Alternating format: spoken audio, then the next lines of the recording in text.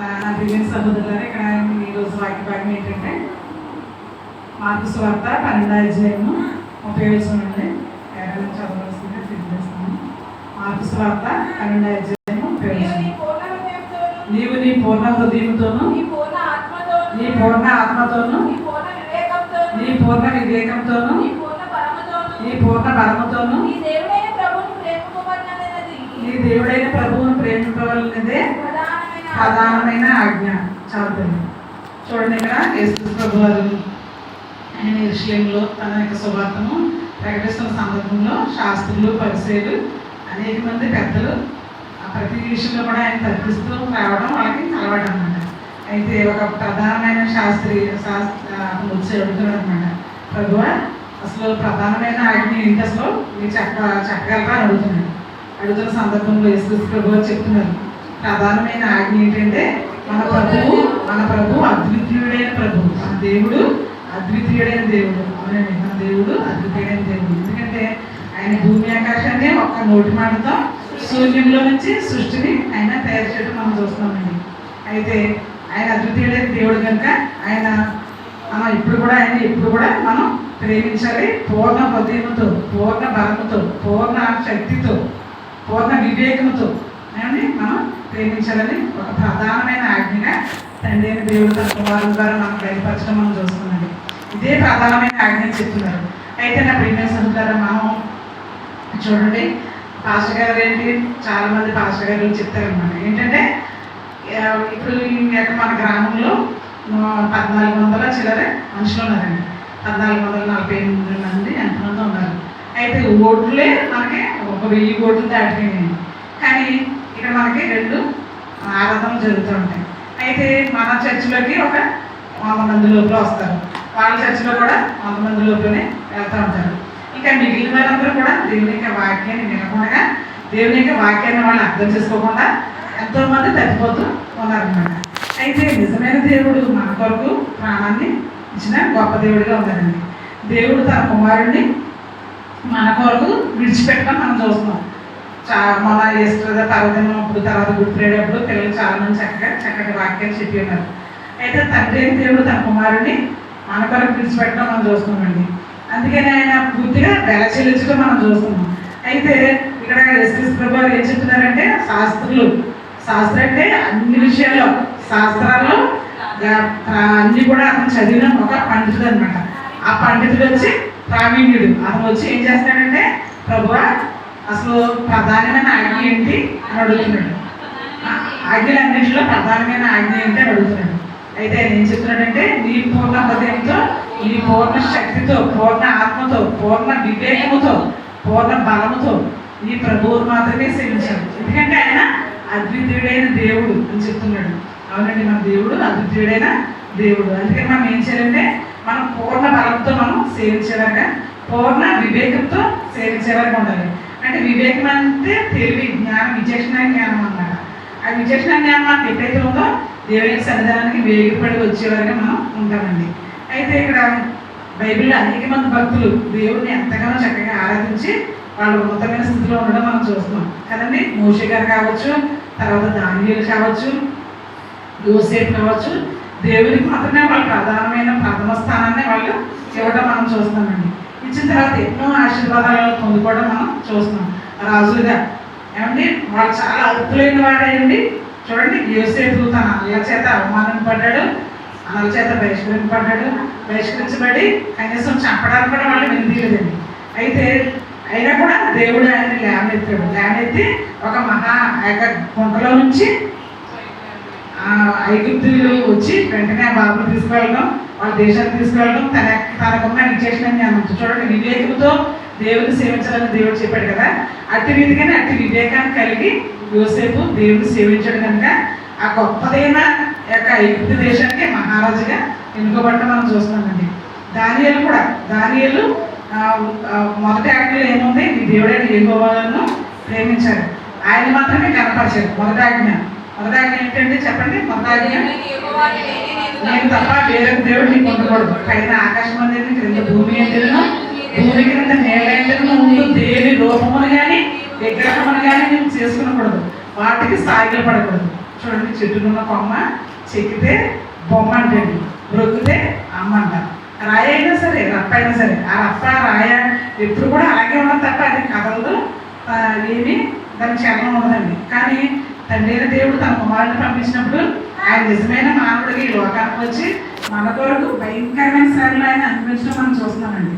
అందుకే ఇక్కడ సామెతలు 17:17 నిజమైన స్నేహితుడు విలువగా ప్రేమించును, నిజమైన స్నేహితుడు విలువగా ప్రేమించును అంటే నాకు ప్రేమించి చదువుతారు చదవరా.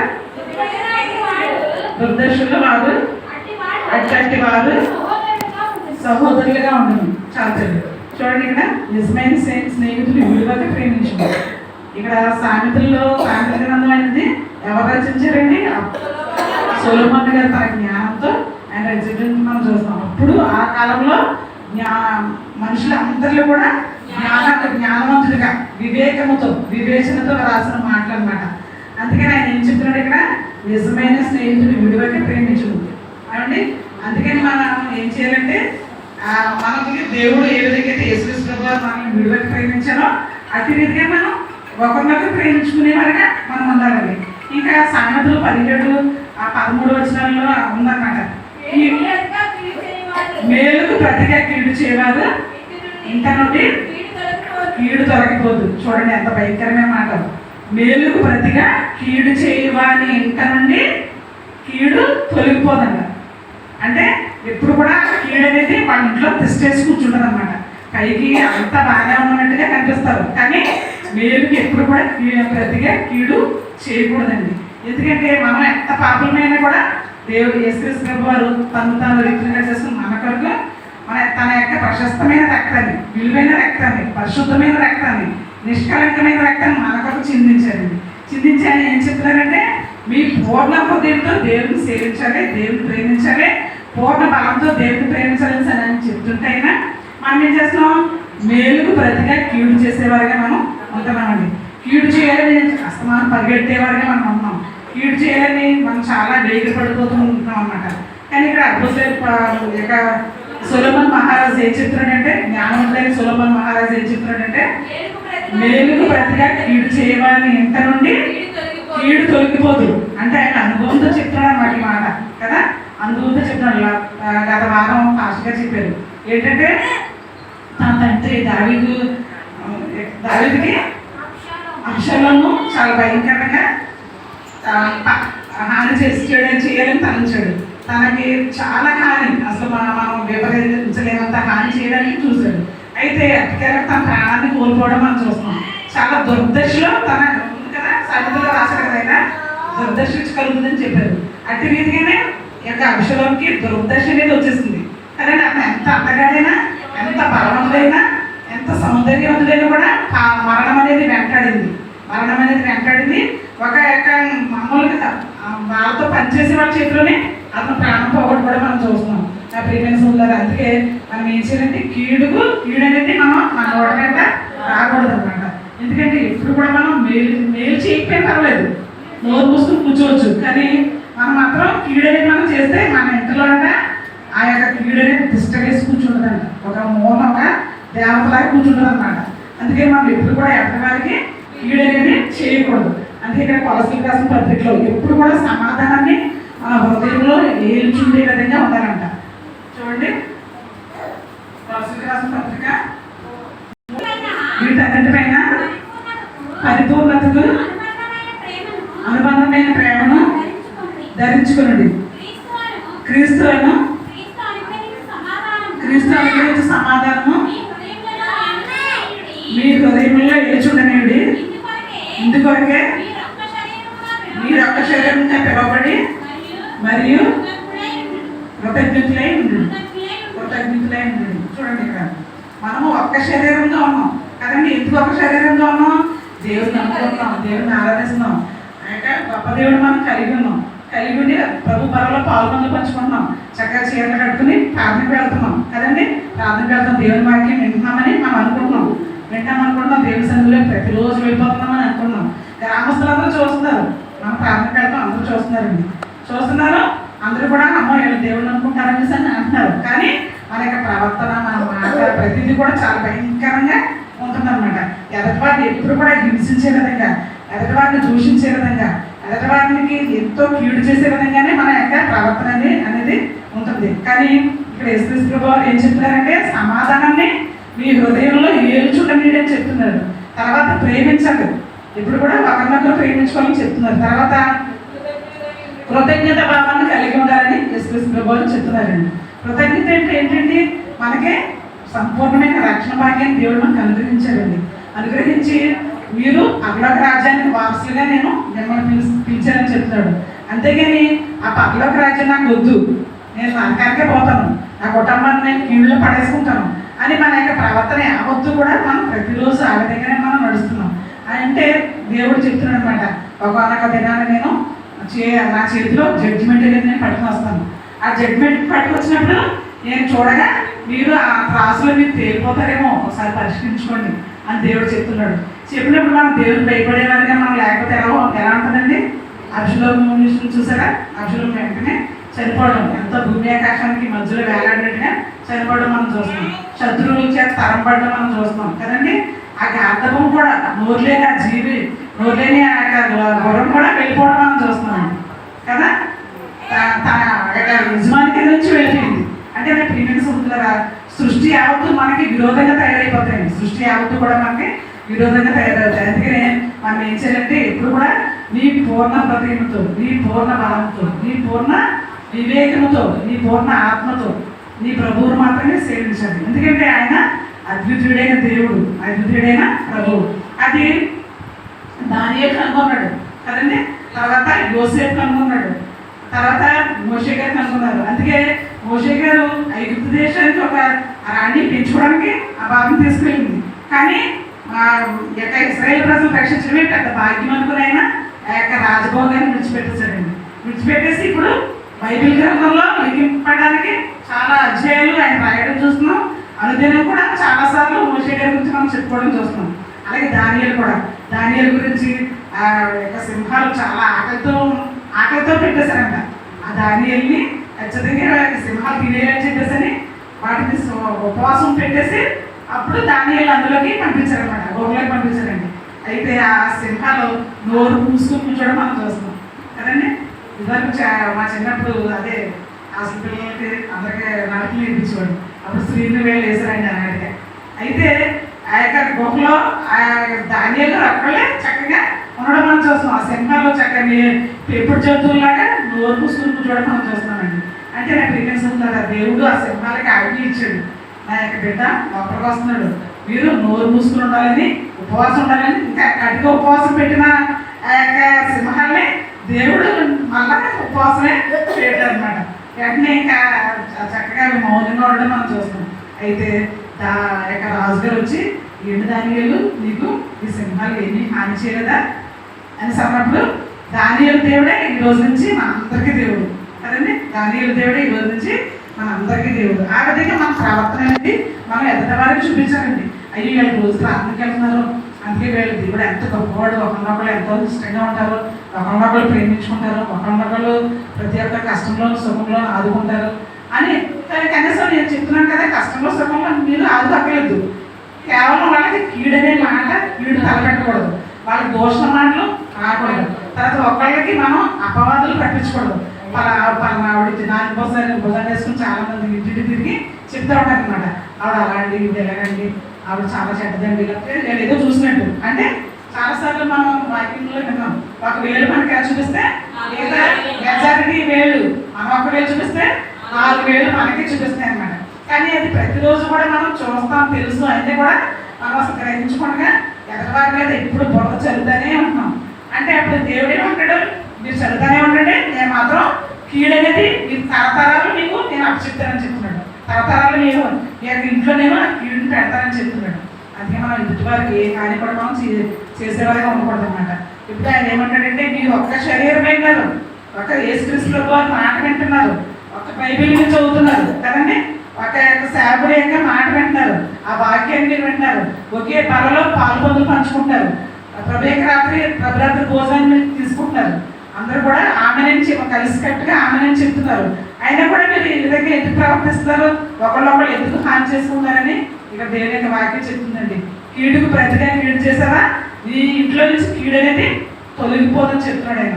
నీ పూర్ణ బలంతో ఇంకా కొలసీలు రాసిన పత్రికలో ఉంది, అదే దేవునికి ఇష్టమైన బలి అంట. అదే దేనికి చదవండి ఒకసారి అన్నమాట. కొలసీలు రాసిన పత్రిక 3:14-15 చదవండి. వీటన్నిటిపైన పరిపూర్ణతకు అనుసంబంధమైన ప్రేమను ధరించుకోండి. క్రీస్తు అనుగ్రహించే సమాధానమును మీ హృదయంలో ఏల్చుడనియుడి. ఇందుకొరకే మీరు ఒక శరీరంగా పిలువబడుతుంది మరియు కృతజ్ఞులైనడి సంగీతములతోనూ కీర్తనలతోనూ ఆత్మ సంబంధమైన పద్యములతోనూ ఒకరినొకరు బోధించుచు బుద్ధి చెప్పుచు కృపాసహితముగా మీ హృదయములలో దేవుని గురించి గానము చేయొచ్చు సమస్త విధములైన జ్ఞానముతో క్రీస్తు వాక్యం మీలో సమృద్ధిగా నివసింపనీయుడి. ఇదే దేవునికి ఇష్టమైన బలి.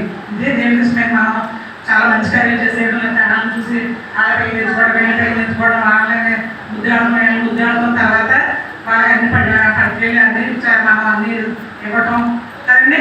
అందరూ ఏదో ప్రేమతో మాట్లాడేయడం ఇలాంటిది కాదంట. మనం ఏం చేయాలంట, మనం ఎప్పుడు కూడా పాటలతో కృతజ్ఞతతో ఎప్పుడు కూడా దేవుని వాక్యాన్ని మన హృదయంలో భద్రపరుచుకుని వాక్యాన్ని ఒకసారిగా జీవించడానికి మనం ప్రయత్నం చేయాలి. మనం ఎప్పుడైతే అలా ప్రయత్నం చేస్తామో తప్పకుండా దేవుడు మనల్ని నడిపిస్తారండి. అంతే తప్ప ప్రయత్నం చేయకుండా ఎప్పుడు ఎవరికి మురిగిదామా, ఎవరిని పెడదామా, ఎవరిని కొడదామా, ఎవరికి బాధ కలిగిద్దామా, ఎవరికి ఇబ్బంది కలిగిద్దామా అని చూస్తున్నారు. కానీ రానున్న రోజుల్లో ప్రతి ఒక్కరికి బీపీలు, షుగర్లు, చాలా భయంకరమైన వ్యాధులు అందరికీ ఉన్నాయి కదండి, అందరికీ ఉన్నాయి. కానీ ఆ వ్యాధి బాధలతో ఉన్న ప్రతి ఒక్కరిని కూడా మిగతా వాళ్ళు ఏం చేస్తారంటే మాటలతో, వాళ్ళ చేతలతో, వాళ్ళ క్రియలతో చాలా భయంకరంగా ఇబ్బంది పెడతారు. కానీ ఆయన అంటారు అనమాట, మాట చేత కానీ క్రియ చేత కానీ మీరు ఏమి చేసినాను ప్రవేశ ద్వారా తండ్రి అయిన దేవునికి కృతజ్ఞతాస్తుతులు చెల్లించుచు సమస్తమును ఆయన పేరట చేయండి. మీరు ఏం చేసినా కూడా ఆయన పేరట చేయండి. ఏ క్రియ చేసినా, మాట చెప్పినా, ఏం చెప్పినా కూడా ఆయన మాటే అయి ఉండాలి, ఆయన క్రియ అయి ఉండాలి. అంతే తప్ప మీ సొంత క్రియలు అనేసరి అన్నారు ఇక్కడ. కానీ దేవుడు యేసుక్రీస్తు ప్రభువు ఏం చెప్తారంటే ప్రధానమైన ఆజ్ఞగా మనకు ఇచ్చారండి. ఒకరికొకరు ప్రేమించాలని ప్రధానమైన ఆజ్ఞ ఇచ్చారు. కనీసం ప్రేమించకపోగా మళ్ళీ మనం వాళ్ళకి ఎన్నో ఇబ్బందులకి మనం గురి చేస్తామండి, ఎన్నో మానసికమైన వేదనలకు గురి చేస్తాం. కానీ దేవుడి చేతిలో పడుట బహు భయంకరం అన్నమాట. ఎందుకంటే తరతరాలు మన పిల్లలు తరతరాలు ఆ యొక్క పాపాన్ని మనం ఆ నుప్పులు కుంపుడిని మనం ఎత్తి మీద పెట్టుకున్నట్టుగానే ఉంటుంది అన్నమాట. అందుకే ఎప్పుడు కూడా మనం ఎదటివారిని దూషించకూడదండి, ఎదటివారిని మొహం మీద మాట్లాడకూడదు, చాటును మాట్లాడకూడదు. ఎప్పుడు కూడా చాలా జాగ్రత్తగా మనం బ్రతికేవారిని ఉండాలి. నరుని ఆయువు 70 సంవత్సరాలు, అధిక బలం ఉన్న 80 సంవత్సరాలు అయినా కూడా దుఃఖము ఆయాసమే కదా. అందుకని మనం ఏం చేయాలంటే చూడండి, చాలాసార్లు మనం చెప్పుకున్నాం. ఇంతకుముందైతే కనురెప్ప పాటిది చదువుకునే వాళ్ళు కదా, నీటి పొడవు పడేదని చదువుకున్నాం. తర్వాత ఇప్పుడు ఏమంటే ఆవిరి పట్టింది, ఇలాగ డేక్షాల మీద మూత తీయగానే ఆవిరైపోయేలాంటి బ్రతుకులు అనమాట. అలాంటి బ్రతుకుతూ ఉంటూ కూడా మనం అసలు జ్ఞానం లేకుండా, అసలు బుద్ధి లేకుండా మనం ప్రవర్తిస్తున్నాం. అందుకే మనం ఏం చేయాలంటే చిన్నపిల్లలు సైతం కూడా అలాంటి మాటలతోనే బ్రతుకుతున్నారు. అసలు రోడ్ల మీద చిన్నపిల్లలు ఆడుకుంటారండి. ఆడుకునే పిల్లలు మనం వాళ్ళు మాట్లాడుకునే మాటలు చూస్తే నిజంగా చాలా వేదన కలుగుతుంది అనమాట. వాళ్ళు మాట్లాడే మాటలు ఎంత భయంకరంగా ఉండగాయంటే అసలు చెప్పలేదు. ఎందుకంటే మనం పెద్దవాళ్ళం అనేది వాళ్ళకి ఆ విత్తనాన్ని వేస్తాం అనమాట. చేదు అనే విత్తనాన్ని మనం వేస్తాం. ఆ విత్తనాన్ని వేయడం వల్ల వాళ్ళు అలాంటి 10 ఫలాలు ఫలిస్తున్నారు అనమాట. అందుకని మనం ఏం చేయాలంటే ఒక్క శరీరాన్ని మనం కలిగి ఉన్నాం, అది క్రీస్తు యొక్క శరీరం కదండి. ఒక్క బల ఆదరణ మనం పొందుకుంటున్నాం. తర్వాత మనం ఒక వాక్యాన్ని వింటున్నాం, బైబిల్లోని ఒక వాక్యాన్ని మనం వింటున్నామండి. అయితే మనం ఏం చేస్తామంటే మన ప్రవర్తన ద్వారా ఎదటి వారికి మనం ఏంటో మనం చూపించుకోలేకపోతున్నామండి. మన ప్రవర్తన ద్వారా మనం అనుకున్నాం ఈరోజు కొత్త చీర పెట్టుకున్నాను, మంచి పువ్వులు పెట్టుకున్నాను, మంచి గాజులు వేసుకున్నాను అనుకుంటున్నాం. కానీ అది కదండి వాళ్ళు చూసేది. హృదయ సౌందర్యాన్ని మాత్రమే దేవుడు చూసేవారుగా ఉన్నారు. హృదయ సౌందర్యాన్ని మాత్రమే వాళ్ళు చూసేవారుగా ఉన్నారు. తలనోడు వేడు చక్కగా ఆ సంఘానికి వెళ్తారమ్మా ఎంత మంచోడేళ్ళు అని చెప్పుకోవాలి కదండి. అంతే తప్ప బాబు ఏంటి ఆ పాస్టర్ ఏం చెప్తున్నాడు అసలు వీళ్ళకి ఎందుకలాగా తిట్లు వదరబోతులుగా తిట్టుబోతులుగా తాగుబోతులుగా భయంకరమైన వాళ్ళకి ఎత్తుకుంటున్నారు అని ఎదటివారు మనకి గుచ్చి అడిగే పరిస్థితి మనం రానివ్వదు. అలా వస్తున్నప్పుడు యేసుక్రీస్తు ప్రభువుని రోజు సిలువేయటమే కదండి, రోజు సిలువేయటమే. ఎన్నో ఈస్టర్ పండుగలు, ఎన్నో గుడ్ ఫ్రైడేలు, ఎన్నో తగ్గిత కూడికలు అన్నీ మనం చెప్పుకుంటాం. ముసుగేసుకుని చక్కగా ఓవర్గా వెళ్ళిపోతున్నాం ప్రార్థనకి. కానీ అసలు ఎప్పుడు కూడా మనం ఎదటివారిని ఇబ్బంది పెడుతూనే ఉన్నాం, జీవితకాలం అంతా ఇబ్బంది పెడుతూనే ఉన్నాం. కానీ ఇక్కడ ఏం చెప్తున్నాడు ఆయన? సమాధానాన్ని